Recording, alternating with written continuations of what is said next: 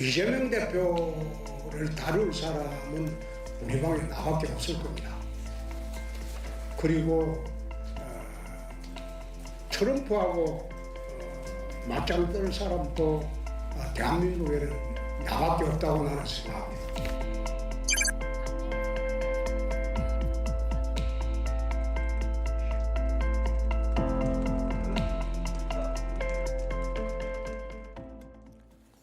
헌법재판소가 윤석열 대통령의 탄핵을 인용할지 기각할지 운명의 시간이 다가오고 있습니다.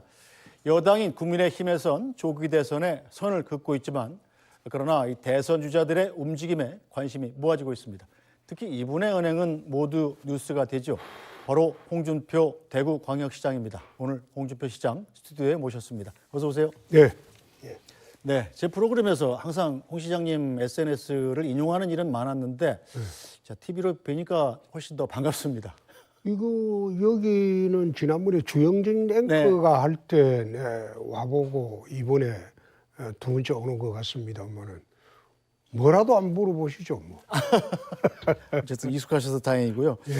자, 일단 홍 시장께서 SNS로 주로 자기 의견을 피력하시다가 얼마 전에 이제 MBC 한번 나가셨고 그때는 MBC에서 이제 그 한국 사회의 좌파의 거두가 유시민 장관이죠.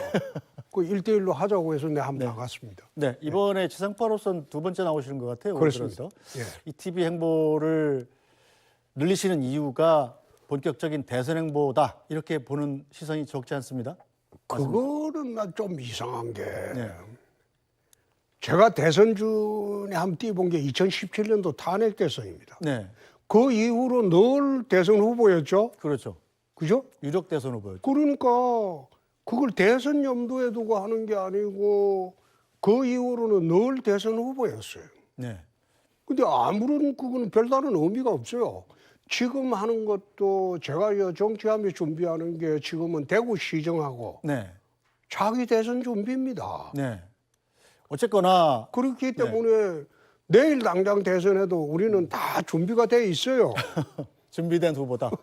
준비된 후보가 아니고 늘 대선 후보였으니까. 네, 늘 생각하는 게 이제 나라가 어떻게 하면 안정이 되고 또 한국이 어떻게 하면 국제사회에서 살아갈 수 있고 그것만 준비하고 늘 사는 게 내 인생인데 지금 와서 뭐 뜬금없이 곧 탄핵 대선에 있으니까 준비하는 거 아니냐. 이미 준비를 다 해놨어요. 네. 근데 그건 지금 나온다. 난 늘 또 방송에 불러주면 나오고. 어쨌든 알겠습니다. 조기 대선이 만약에 이루어진다면 뭐 출마하실 생각은 확실히 있는 거죠? 출마하고 안 하고를 떠나서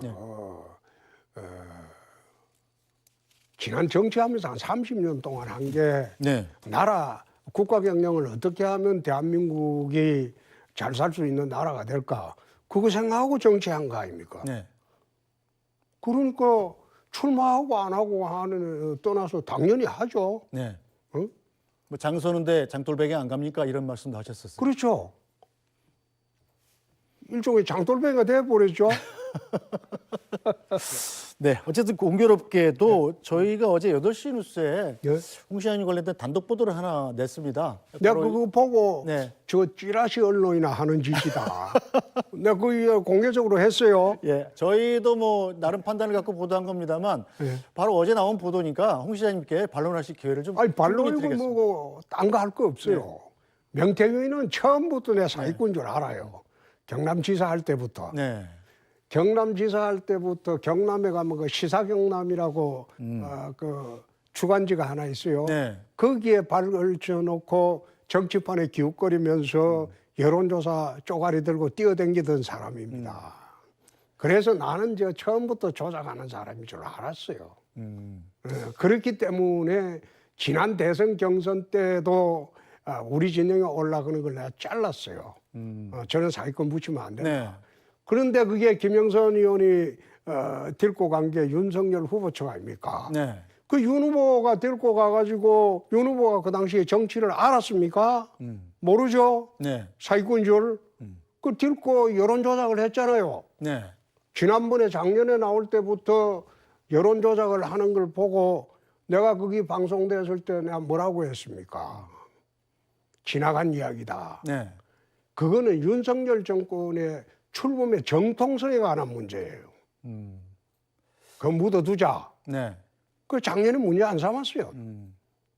언론에 다 공개됐을 때도 그거는 묻어두자. 옹 시장님 입장에서는 좀 억울할 수 있는 일이 억울한 게 없겠죠? 아니라 네. 내가 피해자죠. 네. 여론조작의 피해자인데 그게 갑자기 가해자로 변하더라고. 네. 그래서 내가 어이가 없어가지고 댓글을 안 하고 있다가 네. 지금 아마 우리 그 비서실장이 그 고발을 한 게 5번째일 겁니다. 5번째일 겁니다. 네. 제대로 수사하면 저 징역 10년도 더 가요. 그런데 이게 갑자기 뭐 앉아서 그 황금폰에 수만 건이 있다고 그랬죠? 네. 그 내 이름 나오는지 안 봐요. 네. 내 목소리 나오는지. 거기 카톡에 단 한 줄이라도 있는지. 낼 게 없으니까 이제 내 아들 이야기를 네. 하는데 그 아들이란 내가 어떻게 됐냐면 네. 명태균 따라다니는 그 최모 씨가 내 아들하고 개포고등학교 동기 동창입니다. 네. 그러니까 그 따라다니면서 워낙 그 이게 이제 용산하고 붙어갖고 실세로 노릇을 하고 하니까 네. 아버지한테 해코지할 것 같으니까 어. 해코지하지 말라고 아직 그게 이제 최모 씨가 그 너 아버지가 네. 명태균이가 욕을 그래 하는데 그 해코지할 것 같으니까 감사하다고 한번 해라. 그래갖고 문자를 뭐 한 분인가 두 분가 보낸 게 그게 전부래요. 어떻게 보면 효자네요, 아드님이. 내 아들 효자죠. 저 아버지가 지금 잘못하고 억울하게 당하는 거는 못 참는 애죠. 알겠습니다. 자, 그럼 홍준표 시장께서는 명태균 씨와 더 이상의 아무런 관련이 없다. 관련이 없는 게 아니라 내가 피해자지. 피해자일 뿐이다. 그 다음에 저 지난번에 그 뭐요 그 윤석열 후보하고 경선할 때 내 거는 깎아 내리고 윤석열 네. 후보 그 올리라는 거 강혜경하고 짜고 한 거 그거 다 방송되고 녹취록까지 다 나왔잖아요. 근데 난 피해자지. 근데 그때 말 안 하는 거는 네. 내가 이 판단을 해보니까 지나간 이야기고 네. 윤석열 후보 정권 출범의 정당성에 관한 문제가 될 것 같아서 네. 묻어두자. 그리고 내가 문제 제기 안 했죠. 네. 그런데 비상계엄 터지고 난 뒤도 하도 사기꾼이 어떻게 보면 이게 네. 참 국민들도 좀 아셔야 되는 게 네. 이 명태균이 그 황금폰에 전현직 의원이 140명 나왔다고 합니다. 예? 140명이요? 예, 네. 보도를 그렇죠, 봤어요. 그렇죠. 예, 140명. 명태균은 자기가 한 번 전화한 사람은 지 사단이에요. 과대망상증이야. 네. 허풍 세고 거짓말 잘하고. 네. 그래서 야, 이 국민들이 또 계속 저래 현혹되고 속는구나. 그래 내 요즘 느끼고 있죠. 알겠습니다. 자, 홍 시장님과 그럼 명태균 씨는 아무런 관련이 없는 걸로 하고 넘어가겠습니다.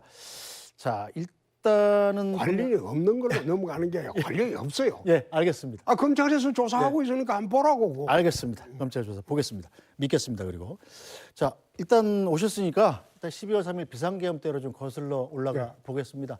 자, 비상계엄 소식 처음 듣고 어떠셨어요? 뜬금없다 생각했어요. 그날 밤에 집에 들어가 있는데 비서실장이 갑자기 전화 와가지고 네. TV 틀어보라고. 그러니까 비상계엄 발표를 하시더라고. 네. 발표 내용을 다 들어보니까 첫 번째 들은 생각은 저 계엄 사유가 되나. 네. 비상계엄은요 전시 또는 일을 준하는 사태입니다. 네. 저건 정치로 풀었어야 할 문제를 어떻게 계엄 사유가 되나. 그리고 두 번째 국회를 열어가지고 네. 해제 요건 행사해버리면 저 끝나버리는 건데 네. 그날 저녁에 보니까 채널을 계속 종편까지 돌려서 보니까 중계를 하더라고. 생중계가 됐죠. 예. 계엄을 생중계한다라는 대한민국이 처음일 겁니다. 네. 예? 후진국까지 통틀어서. 계엄은 그래 하는 게 아니죠. 우리 경험상. 네. 계엄이라는 거는 금요일이나 토요일 국회의원 없을 때 우선 해야 되겠죠. 네. 예? 그렇죠. 해제 요건 행사 못하게 하려면. 네. 그리고 계엄을 시작하면 한밤중에 탱크를 다 동원해서 봉쇄를 해야 되잖아요. 네. 아마 제대로 했으면 SBS 이 앞에도 탱크가 왔을 거예요. 저도 그럴 줄 알고 회사 아니, 들어갔는데 그러니까요. 없더라고요. 그런데 그게 몇 명 데리고 뭐 100몇 명 데리고 국회 들어갔다 그거는 소동이죠. 그래서 내가 보니까 우리 그 당시에 뭐 광역단체장들도 전부 비상회의하고 난리를 쳤는데 네. 한밤중에 우리도 그 부시장이 전화하고 그 비상회의 해야 되지 않느냐. 그래서 내 11시 반쯤 돼가지고 그거 할 것도 없을 거다. 곧 상황 종료될 거다. 아, 그렇게 미리 예측을 하셨습니까? 그렇죠. 그러니까 12시 반 되니까 원식 국회의장이 상황 종료 선언하대요. 네. 그래서 바로 잤죠. 그러고 난 뒤에 그 이튿날 내 유튜브 그 뭡니까 그 페이스북에 적은 거는 한밤중에 해프닝이었다. 그 다음에 잘 수습하기 바란다. 딱 두 줄만 썼어요. 네. 그런데 홍 시장님은 한밤중에 해프닝이라고 하십니다만 야당을 비롯한 또 상당수의 국민들이 이건 내란이라고 규정하고 그거는 있지 않습니까? 처음부터 이제 그래 하는 게 내가 잘 수습하기 바란다 그 이야기한 거는 네. 야당의 공세입니다. 근데 그 공세 대비를 못했어요. 그게 내란이라고 프레임을 씌운 거는 결국 탄핵으로 가기 위해서 씌웠거든요. 실제로 갔죠. 예, 실제로 갔는데 그게 내란죄가 안 되는 게 내란죄는 목적범입니다. 네. 정권 찬탈을 목적으로 해야 돼요. 네. 대통령이 무슨 정권 찬탈 목적이 있습니까? 두 번째 폭동행위가 있어야 돼요. 군대를 국회에 투입하지 않았습니까? 그거는 폭동이 아니죠. 폭동이 되려면 네. LA 폭동 기억하시죠? 네. 살인, 방화, 약탈. 다친 사람이 없었다 이거죠. 아니 다친 사람이 없는 게 아니라 예. 형법상 우리 법제상에 소란죄가 있고 네. 그 다음에 소요죄가 있습니다. 그 다음에 폭동죄가 있어요. 소요죄라는 것은 아마 나이 드신 분은 기억하실지 모르지만은 인천 5.3 인천 사태 네. 그게 소요죄였습니다. 근데 소요죄를 넘어서는 게 폭동죄입니다. 네. 그 다음에 소란죄라는 거는 우리 경범죄 처벌법이 나와요. 네. 법상으로 소란죄, 소요죄, 폭동죄인데 이거는 소요에도 이르지 못했어요. 그래서 이거는 내란죄가 되지 않는다. 근데 어쨌든 간에 헌법. 근데 그걸 이제 덮어 씌워가지고 국민한테 공포감을 잔뜩 안겨줬다고. 잔뜩 안겨줬다. 네. 그래가지고 이제 탄핵까지 갔어요. 네. 그래 지금 이제 헌재에서 심리하다가 처음에는 내란죄를 심리해 달라고 했다가 내란죄 심리를 하면 헌법재판소 심판 절차가 정지가 될 수가 있습니다. 네. 형사 절차가 계속 존일 때는 그렇죠. 일단 정지하거든요. 예. 그런데 민주당에서 가만히 보니까 이거 빨리 결론을 내야 되겠고 빨리 쫓아내야 되겠고 네. 그러니까 내란죄를 헌법재판소에서 빼버렸다고 철회해버렸다고. 네. 국회 측 대리인단이 그랬죠. 그렇죠. 철회해버렸다고. 그러면 결국 남는 거는 직권 남용죄 정도야. 그거는 성부가 문제가 돼요. 네. 비상계엄은 대통령의 비상대권입니다. 그게 불법이냐 적법이냐가 아니고 네. 그거는 적절하냐 부적절하냐의 문제입니다. 그래서 나는 이거는 헌재에서도 네. 이거는 인용을 하기가 어려울 것이다. 아, 그런데 헌재가 이제 내일이 사실상 마지막 변론이 될 가능성이 높고 네. 빠르면 뭐 다음 달 중순쯤에 선고를 할 것이다 이런 전망들이 많지 않습니까? 헌재가 그럼 이 탄핵 심판을 기각한다. 즉 윤석열 대통령을 원직에 복귀시키는 판결을 내릴 걸로 예상하시는 건가요? 나는 어디 예상하기보다도 지금 헌재 심판 절차가 참 걱정스럽다. 지금 국민의 거의 절반이 헌재가 불공정하다고 보거든요. 네. 예? 그러니까 이걸 갖다가 인용을 해도 성복을 할 것이냐, 기각을 한들 또 반대편에서 성복을 할 것이냐. 인용을 해도 나라가 혼란스럽고 기각을 해도 혼란스럽습니다. 네. 탄핵 개선을 한다고 해도 박근혜 때는 좀 달랐죠. 그러나 이번에는 탄핵 개선을 하게 되면 아마 내전 상태에서 선거를 해야 될지 몰라요. 언제 불복 판결에 불복하는 사태가 일어날 것이다. 그렇죠. 어느 쪽이든 간에 그렇죠. 그렇게 예상하십니까? 그래. 그래서 참 이 정치적 내전 상태가 올 수도 있겠다. 그래서 어떤 결론이 나더라도 이거는 수습하기가 어렵겠다. 그래 난 지금 걱정을 하고 있죠. 어쨌든 간에 실질적으로 조기 대선이 이루어질 가능성이 상당히 있습니다. 그건 현실이니까요. 그거는 아직은 모르죠. 아직은 모르죠. 지금 헌법재판소에서 하고 있는 불공정성의 대표적인 게 네. 원래 이게 헌법재판소에서는 형사 절차의 기록을 송부 촉탁할 수 없게 돼 있어요. 그런데 네. 헌재에서 헌법재판소법을 어기고 검찰의 기록 송부를 절차를 지금 마치고 네. 검찰 조서를 참고하겠다고 했거든. 증거로 채택했죠. 그렇죠. 예. 그게 어처구니 없다 이거예요. 그건 헌재법 위반이에요. 네, 어제 윤석열 대통령 측에 이 변호인단 이의제기가 있었습니다만 헌법재판소 재판 권한 대행이 이미 4차 변론 기일에 결정한 것을 너무 이 신청이 늦었다 이런 얘기를 하더군요. 어쨌든 그거는 예. 말이 안 되는 게 그건 헌재법 위반입니다. 알겠습니다. 정치적으로 지금 헌재법에서 형사 절차의 기록을 송부 촉탁할 수 없도록 돼 있는데 그걸 가져와 가지고 증거 능력 없는 걸 증거로 하겠다고 하니까 그 반발 안 할 수 있어요? 그거는 헌재에서 정인들 소환해 갖고 정인들이 말하는 그걸 중심으로 재판하는 게 그게 원칙입니다. 네. 그래서 내가 그거 보고 저거 성공하겠나? 어쨌든 헌재 판결이 편파적이다 이런 말씀이신 걸로 받아들이고요. 편파적이 아니고 불공정하게 진행을 하고 있다.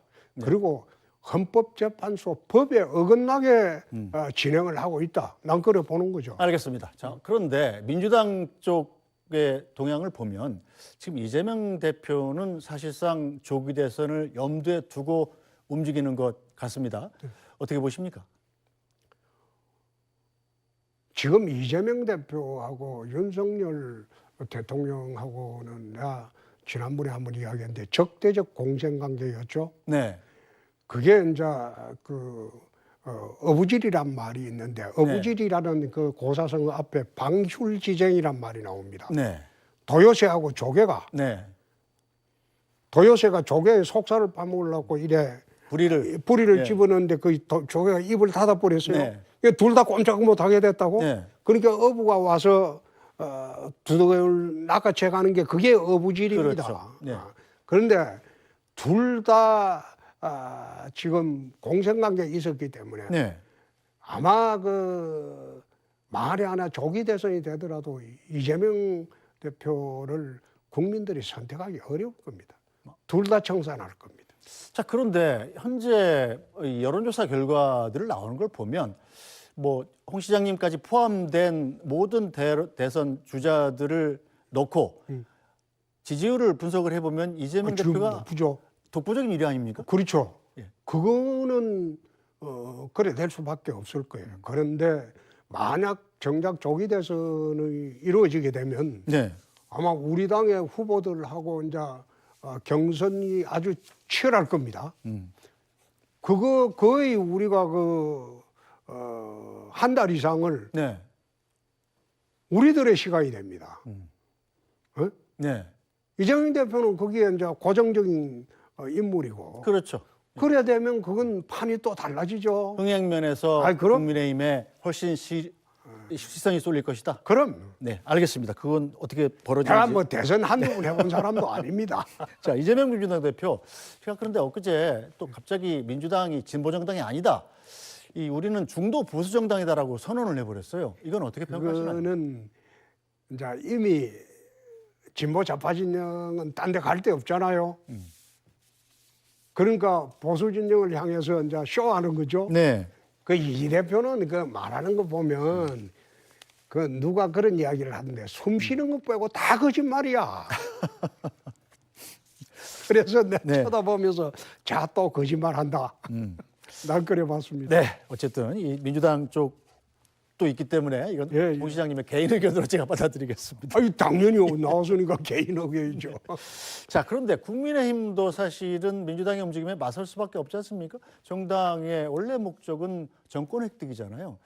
국민의힘 내부적으로는 지금 외부적으로는 이 조기 대선을 말하는 것 자체를 금기시하고 아니 있습니다만, 그건 당연하죠. 네, 이 여당이 100석 이상 가진 여당이 혹시 있을 가능성에 대비하지 않는다는 것도 사실은 어불성설인데, 이번 대선은 후보자가 준비를 해야 될 겁니다. 네, 내가 2017년도에 탄핵 대선을 해봤는데 네, 경남대사 시사하다가 올라오라 해서 올라와서 해봤는데 네, 당에 아무런 준비 없었어요.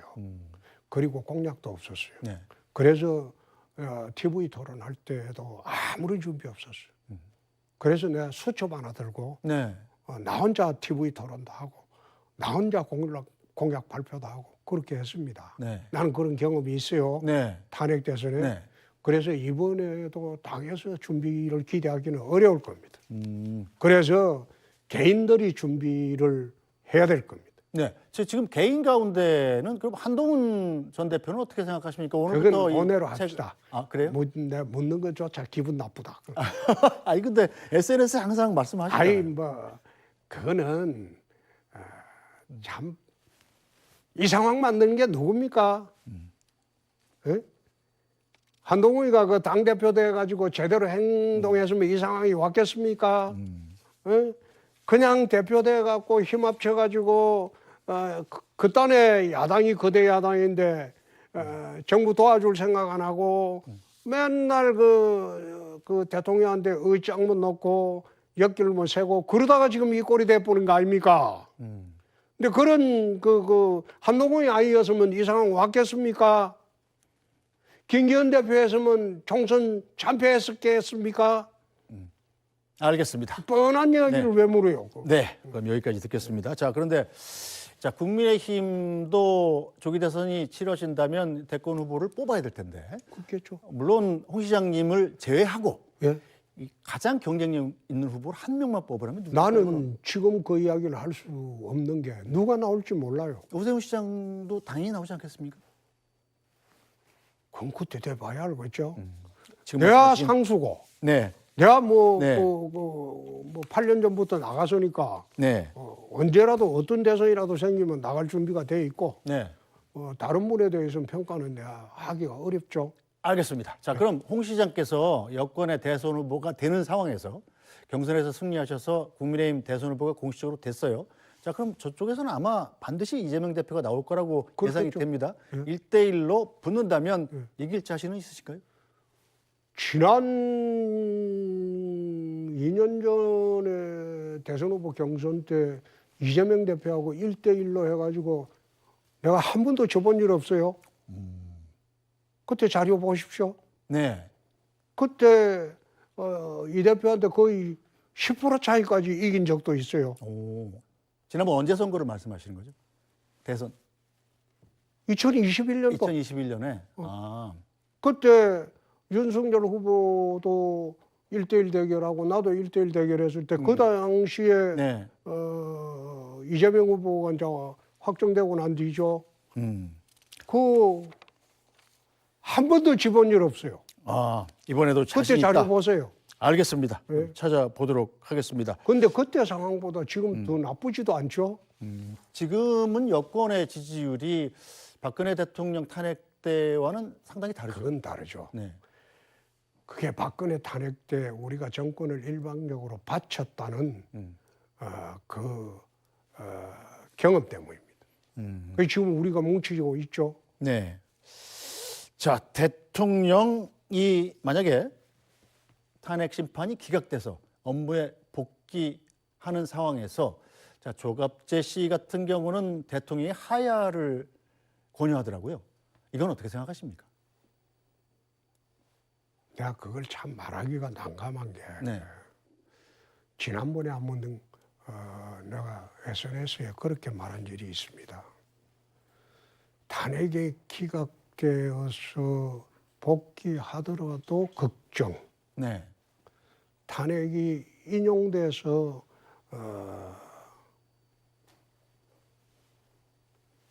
퇴출되더라도 걱정. 네. 탄핵이 지금 찬반장론이 팽팽한데 네. 인용대본들 반대 진영의 사람들이 수긍을 하겠습니까? 기각대본들 또 기각되면 지지했던 사람들이 탄핵 지지했던 사람들이 그거 수긍이 되겠습니까? 그런 대한민국의 혼란 상황이 한 번 더 재현될 가능성이 있다. 네. 그래서 내가 서두에 이야기했던 대로 이 탄핵 대선이 되게 되면 이게 정치적 내란 상황이 올 수도 있다. 네. 나라가 더 둘로 쪼개질 수가 있다. 네. 그래서 탄핵 대선이 만에 하나 된다면 네. 나는 통합이 시대 정신이다. 갈등과 분열을 없는 나라를 만드는 것이 그게 시대 정신이 되어야 할 것이다.